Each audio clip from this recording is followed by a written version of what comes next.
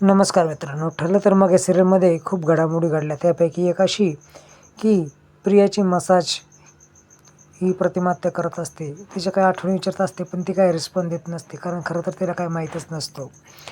हे सुमनच्या देखील लक्षात येतं. त्याच वेळेस तिथं सायली येते. सायलीला तिथं आलेलं बघून प्रियाचा चेहरा चांगलाच उतरतो. प्रतिमा हत्याची ती मसाजचं उत्तर द्यायला लागली आणि तुला आता जायचं होतं ना, त्यावेळेस तू जा, असं ती बोलू लागली.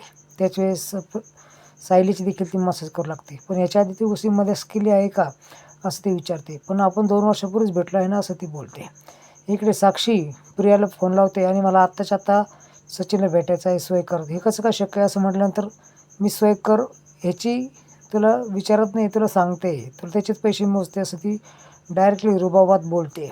प्रिया शक्य नाही, कारण मी इकडं किल्लेदारांच्या घरी आहे असं बोलते आणि तिकडं घरी कोणीच नाही असं म्हटल्यानंतर हिची डेअरिंग वाढते. आता मसाज करता करता ह्या दोघींचे भावनिक संबंध चांगलेच जुळले जातात. या प्रतिमाला देखील प्रश्न पडू लागतात की ही तर मुलगी माझी नसेल.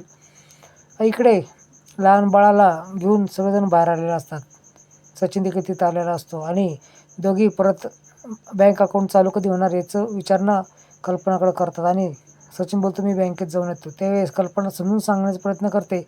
तेवढ्यात भांड्या विकणाऱ्यांची ती एक बाई तिथे असते. ती बाई म्हणजे दुसरी कोणी नसते, ती साक्षी असते.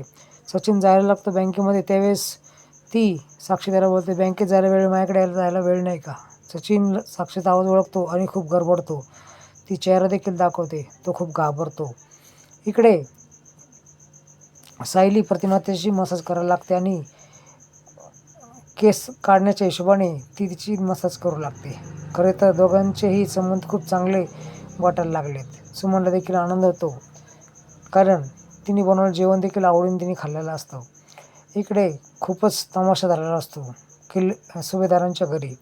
ती बाई काही कपडे घेऊन त्याच्याबद्दल भांडे देणार असते.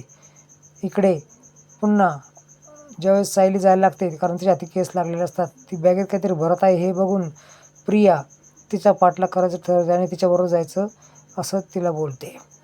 त्यावेळेस तू थोडं थांब, मग नंतर ये, असं ती बोलते. पण ही प्रिया काय ऐकेना. इकडे सचिन खूप गडबडलेला असतो, कारण डायरेक्ट साक्षी घरी आलेली असते. आता काय होईल त्यालाही कळत नसतं.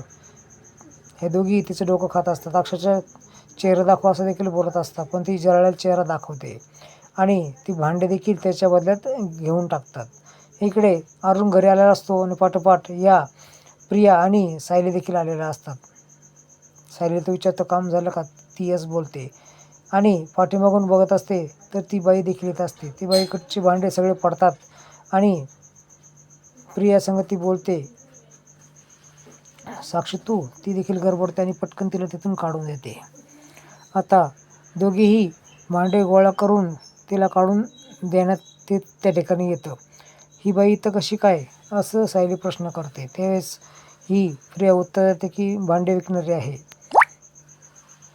अर्जुन आणि सायली वर गप्पा मारत असतात.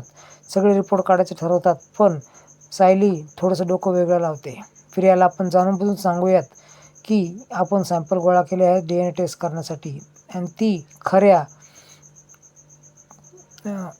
तन्वीची केस गोळा करण्यासाठी येईलच आणि आपण तिच्याद्वारेच आपण ते कॅच करूयात असं म्हणण्यासाठी प्लॅन करतात.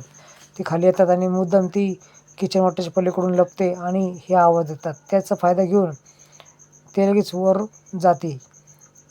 सायली आणि अर्जुन दोघेही पाठलाग करून पुन्हा बघतात की ही त्यांच्या रूममध्ये काहीतरी शोधाशोध करत आहे.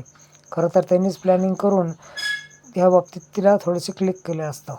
तिला कळतं की DNA टेस्ट होणार आहे.